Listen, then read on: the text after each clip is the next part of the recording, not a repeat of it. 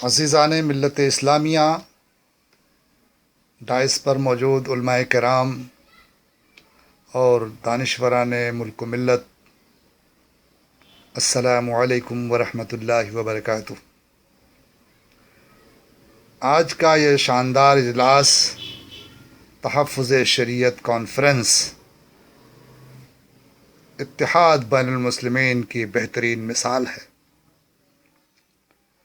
راشٹریہ امن منچ یعنی نیشنل پیس فورم نے ملک و ملت میں اتحاد اور امن کی شمع روشن رکھنے کے لیے اس کانفرنس کو کثیر المسالک کانفرنس بنا دیا، تاکہ قوم کو یہ پیغام دیا جائے کہ جب بھی ملک و ملت پر اور اسلام پر کوئی برا دن آئے گا تو ہم مسلمان اپنی مسلکی تشخص کو برقرار رکھتے ہوئے ایک پلیٹ فارم پر آ جائیں گے۔ آج کا یہ عظیم الشان اجلاس جو تحفظ شریعت کے نام پر منعقد ہوا ہے، ہمیں اس سلگتے ہوئے موضوع پر آواز نہیں جا رہی، سنجیدگی سے غور کرنا ہے۔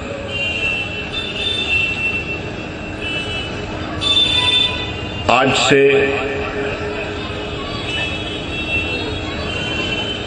34 سال پہلے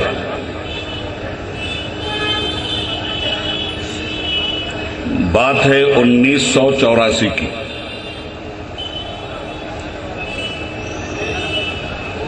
سپریم کورٹ میں ایک کیس آیا تھا، بڑا ہی مشہور کیس ہوا، شاہ بانو کیس۔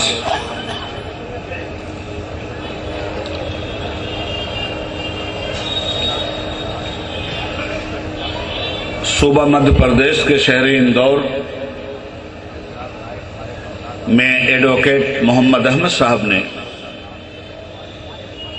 اپنی بیوی شاہ بانو کو طلاق دے دی تھی۔ وہ سپریم کورٹ گئیں، سپریم کورٹ نے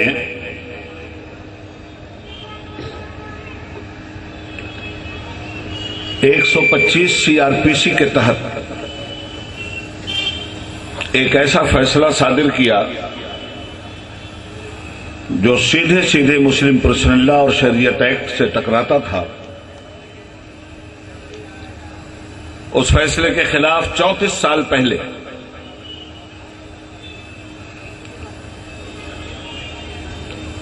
ہندوستان کی ملت اسلامیہ اپنے اپنے مسلکی تشخص اور تحفظ کے ساتھ ایک پلیٹ فارم پہ جمع ہوئی،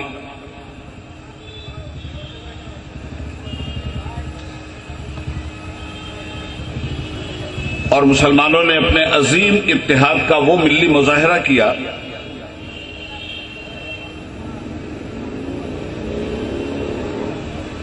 جس کے سامنے حکومت وقت کو جھکنا پڑا۔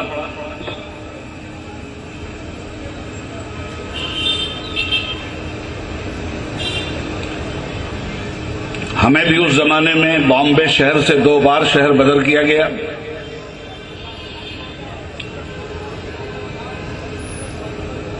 ہندوستان کی تاریخ میں اپنی شریعت کے ساتھ مسلمانوں کے خلوص کا نتیجہ یہ برآمد ہوا کہ سپریم کورٹ کے chief justice of India mister Chandrachud کے اس غلط فیصلے کو تاریخی اعتبار سے ملک کی پارلیمنٹ نے ڈیلیٹ کیا۔ ہندوستان کی سرزمین پر عدالت کے ماہرین یہ جانتے ہیں کہ یہ وہ پہلا فیصلہ سپریم کورٹ کا تھا جس کو پارلیمنٹ نے کالعدم قرار دیا، اور 1986 میں مسلم متعلقہ بل پارلیمنٹ کے اندر آیا اور پاس ہوا۔ دنیا میں کوئی بھی ملک किसी न किसी कानून के तहत चलता है।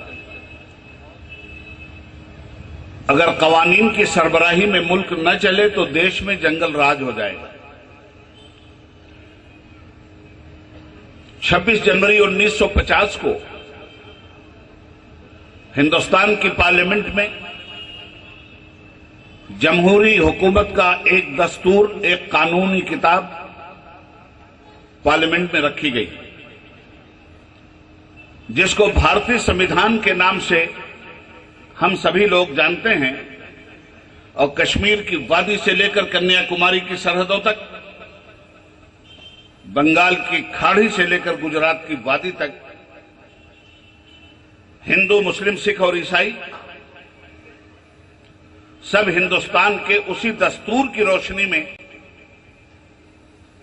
इंसाफ की दुहाई देते हैं, जुल्म के खिलाफ जंग करते हैं, हुकूमतों की नापाक नीयतों पर प्रहार करते हैं और अपने मुतालिबात को मनवाने के लिए एजिटेशन करते हुए मैदान अमल में आ जाते हैं। ये मुल्क 1947 में आजाद हुआ। हिंदुस्तान में हजारों हजार जुबानें, सैकड़ों मज़ाहिब, दुनिया जहान की तहजीबें, ऐसे रंगारंग मुल्क में अनेकता में एकता का प्रदर्शन कैसे हो, हिंदुस्तान को चलाने के लिए एक जमहूरी मुल्क का दस्तूर कैसा हो, उस पर बहुत ही ज्यादा चिंतन मंथन हुआ और बाबा साहब भीमराव अंबेडकर की सदारत में हिंदुस्तान के दस्तूर की किताब दस्तूर हिंद की शक्ल में पार्लियामेंट के सभापटल पर रखी गई।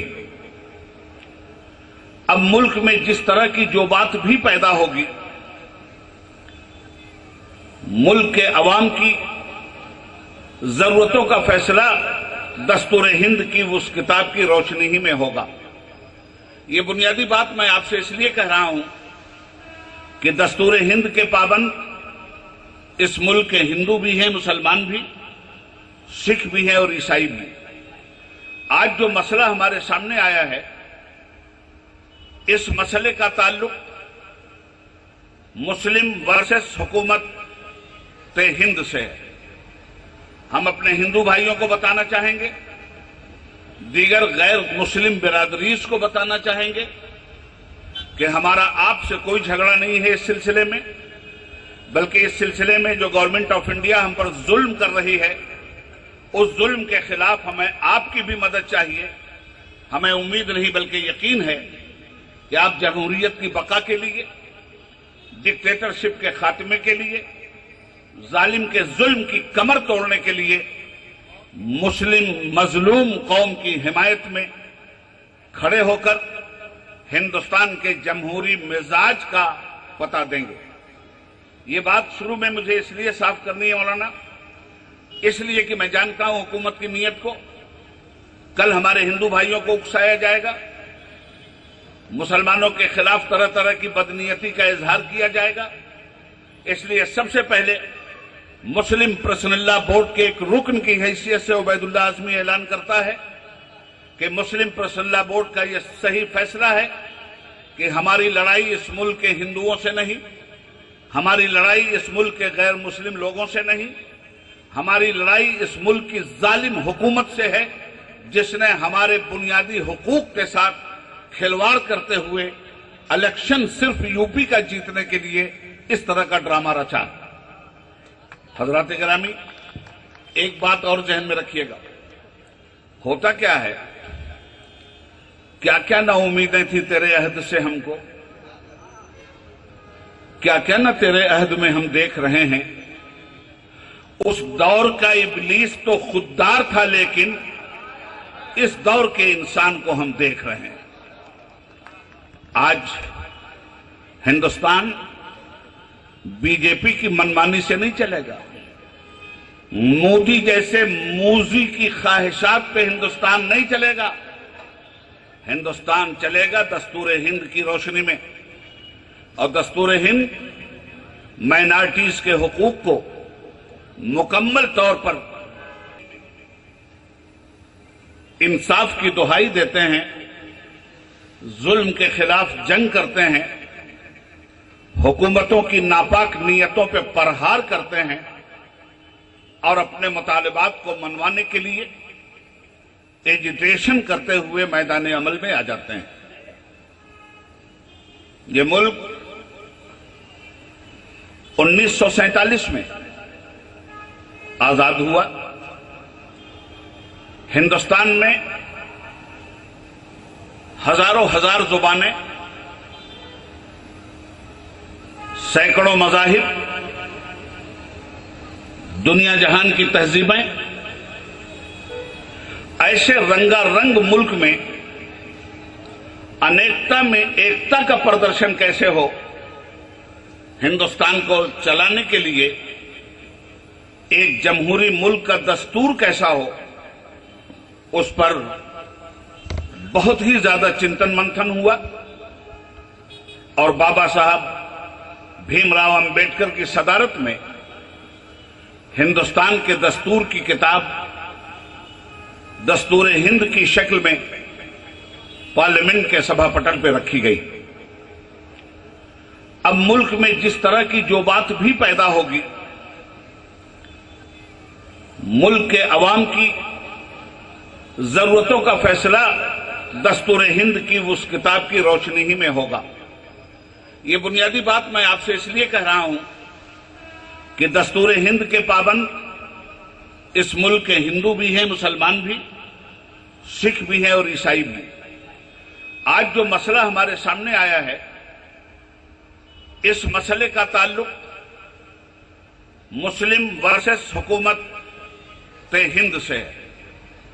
हम अपने हिंदू भाइयों को बताना चाहेंगे, दीगर गैर मुस्लिम बिरादरीज को बताना चाहेंगे कि हमारा आपसे कोई झगड़ा नहीं है इस सिलसिले में, बल्कि इस सिलसिले में जो गवर्नमेंट ऑफ इंडिया हम पर जुल्म कर रही है, उस जुल्म के खिलाफ हमें आपकी भी मदद चाहिए।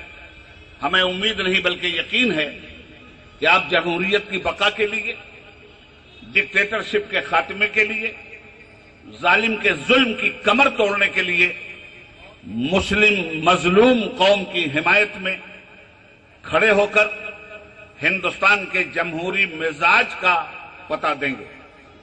ये बात शुरू में मुझे इसलिए साफ करनी है मौलाना, इसलिए कि मैं जानता हूं हुकूमत की नीयत को। कल हमारे हिंदू भाइयों को उकसाया जाएगा, मुसलमानों के खिलाफ तरह तरह की बदनीयती का इजहार किया जाएगा। इसलिए सबसे पहले मुस्लिम पर्सनल लॉ बोर्ड के एक रुकन की हैसियत से उबैदुल्लाह आजमी ऐलान करता है कि मुस्लिम पर्सनल लॉ बोर्ड का यह सही फैसला है कि हमारी लड़ाई इस मुल्क के हिंदुओं से नहीं, हमारी लड़ाई इस मुल्क के गैर मुस्लिम लोगों से नहीं, हमारी लड़ाई इस मुल्क की जालिम हुकूमत से है, जिसने हमारे बुनियादी हुकूक के साथ खिलवाड़ करते हुए इलेक्शन सिर्फ यूपी का जीतने के लिए इस तरह का ड्रामा रचा। हजरात गिरामी, एक बात और जहन में रखिएगा, होता क्या है, क्या क्या ना उम्मीदें थी तेरे अहद से हमको, क्या क्या ना तेरे अहद में हम देख रहे हैं। उस दौर का इब्लीस तो खुददार था, लेकिन इस दौर के इंसान को हम देख रहे हैं। आज हिंदुस्तान बीजेपी की मनमानी से नहीं चलेगा, मोदी जैसे मूजी की ख्वाहिशात पे हिंदुस्तान नहीं चलेगा। हिंदुस्तान चलेगा दस्तूर हिंद की रोशनी में, और दस्तूर हिंद माइनॉरिटीज के हुकूक को मुकम्मल तौर पर महफूज होने की गारंटी देता है। याद रखिएगा इस बात को कि हिंदुस्तान में मुल्क के दस्तूर में यह बात साफ तरीके से लिखी हुई है कि जितनी भी कौमें हैं, सारी कौमें अपने अपने मजहब पर आजादी के साथ अमल करने का हक रखती हैं, नंबर एक। नंबर दो, किसी भी धर्म और कर्म के साथ किसी की भी छेड़छाड़ को मुल्क का दस्तूर मंजूर नहीं करता। अगर किसी के धर्म कर्म में कोई छेड़छाड़ हुई, कोई इंटरफेयर हुआ, कोई मुदाखलत हुई, तो हिंदुस्तान का दस्तूर ऐसे मुदाखलतकारों का हाथ पकड़ लेगा। यही वजह थी कि हमने शरीयत एक्ट की हिफाजत के लिए जब 1984 में ये तहरीक चलाई तो शाहबानो केस में हमें ये फायदा मिला कि सुप्रीम कोर्ट के फैसले को मुल्क की पार्लियामेंट ने डिलीट किया। हजरात, पहले इस केस की नवैयत को अच्छी तरह से समझ लीजिए। दरअसल आरएसएस का बगल बच्चा जो बीजेपी है, बीजेपी का मतलब क्या? हिंदी में इसको कहते हैं भाजपा। भा से भारत, ज से जलाओ, प से पार्टी। ये भाजपा भारत जलाओ पार्टी है। जब जब इसे ताकत मिली है तब तब इस मुल्क के किसी न किसी हिस्से में इसने आग लगाई है। कभी शहरों में आग लगाना, कभी नजरियात के आशियाने में आग लगाना, कभी कौमों के मसाइल से छेड़छाड़ करना।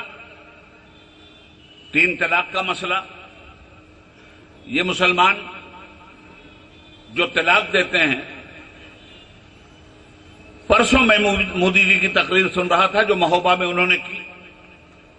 डायरेक्ट खुल करके वो मैदान में आ गए और उन्होंने कहा कि मुस्लिम बहनों के साथ होने वाले अत्याचार को हम बर्दाश्त नहीं करेंगे। मुस्लिम बहनों को समानता मिलनी चाहिए, मुस्लिम बहनों को बराबरी का हक मिलना चाहिए। मुस्लिम बहनों के साथ गवर्नमेंट खड़ी है। मुस्लिम बहनों की वकालत और हिफाजत के लिए गवर्नमेंट ने अपना हलफनामा सुप्रीम कोर्ट में 3 तलाक के खिलाफ दायर किया है। मोदी जी, आपका हृदय परिवर्तन हो गया, ये जानकर हमें खुशी हुई कि मुस्लिम बहनों का बड़ा दर्द आपके सीने में उबला। मुस्लिम बहनों के साथ आपने प्यार की भावनाओं को प्रकट किया। मुस्लिम बहनों की हिफाजत के लिए आप आगे आए। मगर मोदी जी, आईना बड़ा बेरहम होता है, गुजरता है हर शख्स चेहरा छुपाए। कोई राह में आईना रख गया है, आईना झूठ नहीं बोलता। तारीख और इतिहास का बेरहम दर्पण आपको भी मैं दिखाने की कोशिश करूंगा। मोदी जी, जब गुजरात में आप चीफ मिनिस्टर थे और मुस्लिम औरतों का पेट चाक करके बच्चों को नेजों पे उछाला गया था, मुस्लिम औरतों के साथ रेप करके वीडियो बनाए गए थे, मुस्लिम औरतों की जिंदगी को तबाह बर्बाद करने के लिए खूनी ड्रामा खेला गया था, उस वक्त ये मुस्लिम बहनों की आपको क्यों नहीं याद आई थी? उस वक्त मुस्लिम बहनों के लिए आपके दिल में जवाला क्यों नहीं फूटा था? इसलिए कि ये सवाल हमारे बुनियादी हुकूक के साथ हैं।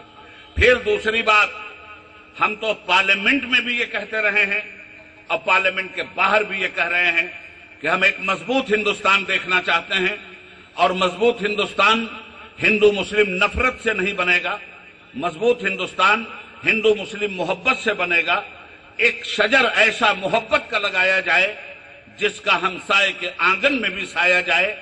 इस मुल्क की 2 अजीम कुव्वतें हैं, एक का नाम हिंदू है, दूसरे का नाम मुस्लिम है। मैंने पार्लियामेंट में कहा था कि हिंदू शुरू होता है हा से, मुस्लिम शुरू होता है मां से। हिंदू का हा वहां से निकालो, मुस्लिम का मां यहां से निकालो, दोनों को मिलाओ और ज्वाइंट करो तो ये बनता है हम बनकर रहो ताकि मजबूत हिंदुस्तान बना रहे। अर्ज ये करना चाहता हूं हजरात कि आज जिस तरह मुस्लिम बहनों का दर्द मोदी जी के दिल में पैदा हुआ है, हमें भी हक है कि हम अपनी हिंदू मजलूम बहनों का दर्द अपने सीने में महसूस करें। अगर मोदी जी मुसलमान औरतों का दर्द महसूस कर रहे हैं तो हमें भी हक है कि हम हिंदू बहनों की पे जो जुल्म हो रहा है उस जुल्म के खिलाफ आवाज उठाएं। तो हजरात, मुस्लिम बहनें मोदी जी को दिखलाई दी, उन्होंने मुस्लिम बहनों की बात की। मुझे भी हिंदू बहनें दिखाई दे रही हैं जिनकी बात इस स्टेज से मैं करना चाहूंगा। और उन्हीं बहनों में हम मुसलमानों की एक बहन यशोदा बहन है, वो भी हमारी बहन है। यशोदा बहन का रिश्ता किसके साथ है, किसकी बीवी है? Mister Narendra Modi prime minister of India की बीवी हैं।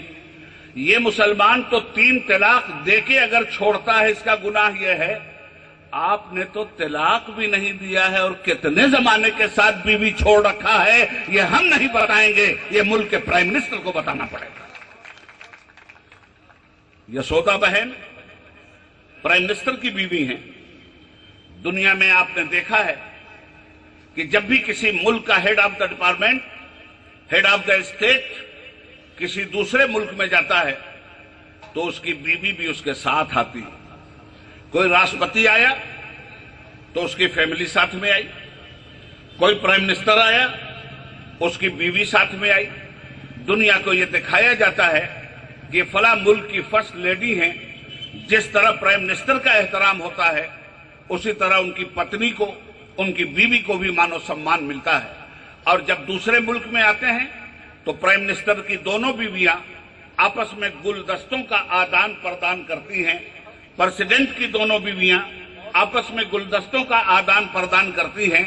मैं कहना चाहता हूं इससे बड़ा जुल्म क्या होगा यशोदा बहन पर, कि अगर यशोदा बहन भी मोदी के साथ पूरी दुनिया में जाती तो ओबामा की बीवी उनका इस्तकबाल करती और हमारी शान बढ़ती कि हिंदुस्तान की हिंदू बहन का सम्मान दुनिया के अंदर हो रहा है।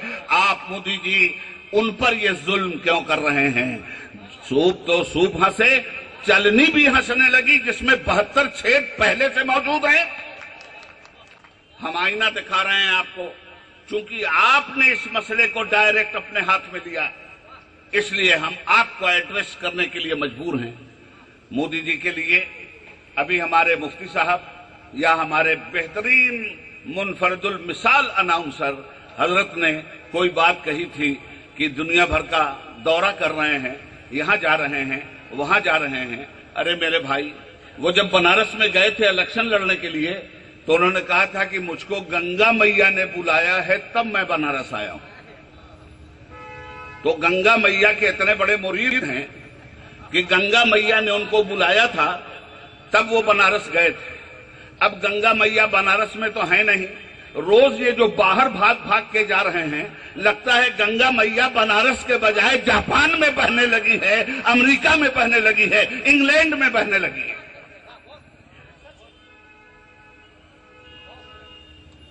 हजरात देखिए, बात बहुत साफ और सीधी।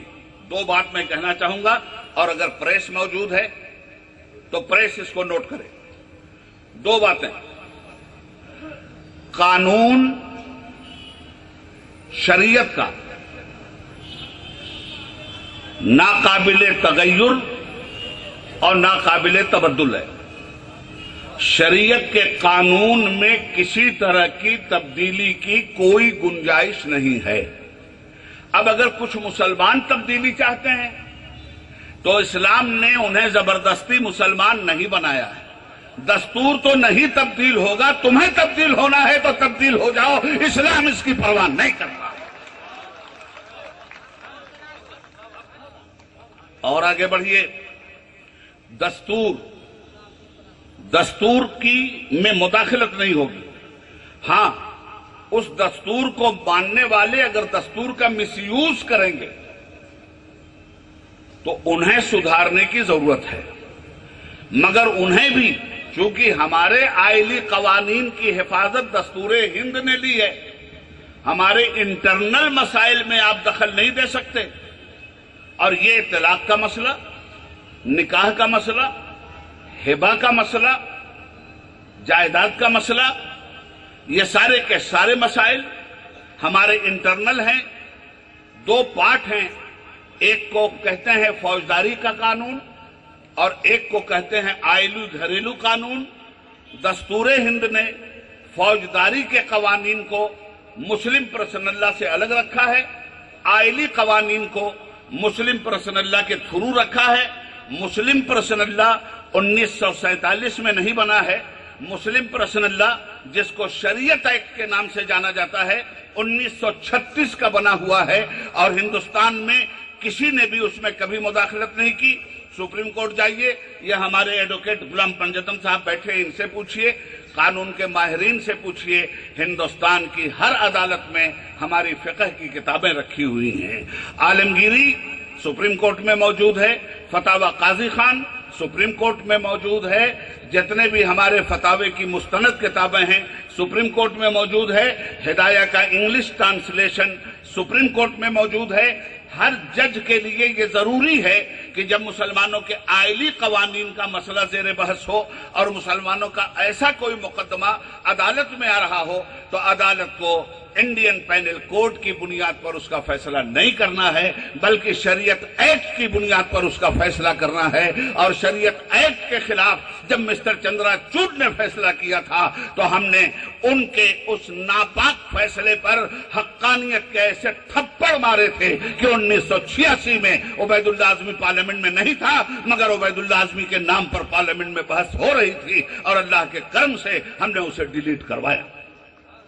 भाइयों, इसलिए बड़ी साफ बात है, देखो कानून कानून होता है, कानून की तब्दीली की गुंजाइश इस्लामी कानून की तब्दीली की गुंजाइश नहीं। अब लोग ये कहते हैं, तरह तरह के सवाल उठेंगे, अखबारों में बहुत सारे आर्टिकल आएंगे, याद रखिएगा इसको। लोग ये कहते हैं कि साहब 1400 बरस पहले आया हुआ कानून, आज जमाना 1400 बरस आगे गुजर चुका है, चीजें बदल गई हैं, सभ्यताएं बदल गई हैं, तहजीबें बदल गई हैं, जुबानें बदल गई हैं। ये मुसलमान कैसा पागल है कि 1400 बरस पहले आया हुआ कानून कहता है उसमें कोई तब्दीली नहीं होगी। तो इनका मिसयूज करने का मतलब तो ये नहीं हुआ कि कानून बदल दिया जाए। जो लोग मिसयूज कर रहे हैं उनको सुधारा जाए। मुसलमान तलाक के मामले में बड़ी गलतफहमियां भी इस वक्त पैदा की जा रही है, 2 मिनट उसमें भी लूंगा आपका। तलाक के मामले में गलतफहमी क्या पैदा की जा रही है, औरतों पर यह बड़ा जुल्म है। पहली बात तो यह समझ लीजिए कि अल्लाह तबारक व तआला ने, यह बात खास तौर पे मुसलमानों के लिए कह रहा हूं, अब तक नरेंद्र मोदी के लिए कहा था, अब जरा सा अपनी कौम को भी झंझोड़ना चाहूंगा। रब्बुल आलमीन ने जितनी चीजें जायज की, जायज चीजों में जो चीज अल्लाह को सबसे ज्यादा नापसंद है, उस चीज का नाम है तलाक। अल्लाह ने जितनी चीजें जायज की हैं, जायज चीजों में जो चीज अल्लाह को सबसे ज्यादा नापसंद है वो है तलाक। नबी रहमत सल्लल्लाहु अलैहि वसल्लम फरमाते हैं, जिस घर में तलाक होता है उस घर से बरकतें उठ जाती हैं, वहां रहमत के फरिश्तों की आमद और रफ्त खत्म होती है। तलाक देने वाले तलाक दे रहे हैं तो तलाक देने के तरीके को भी समझें। इस्लाम ने तलाक को पसंद नहीं किया है, मगर इसको इमरजेंसी डोर की तरह जरूर रखा है। अगर आपकी औरत आपके माँ बाप को दिन रात गाली दे, आप क्या करेंगे? अगर आपकी औरत बैड कैरेक्टर हो जाए तो आप क्या करेंगे? तलाक इन मजबूरियों में दिए जाने की चीज है, मगर दिया कैसे जाए? मुसलमानों को शरीयत पढ़नी पड़ेगी। तलाक देने का तरीका क्या है? अगर बीवी बदचलन है, अगर बीवी तुम्हारे माँ बाप के साथ बुरे सलूक करती है, अगर बीवी जायज ख्वाहिशात को ठुकराती है, अगर बीवी में दुनिया भर के बुराई और बेहयाई और बदचलनी है, तो भी आप डायरेक्ट तलाक नहीं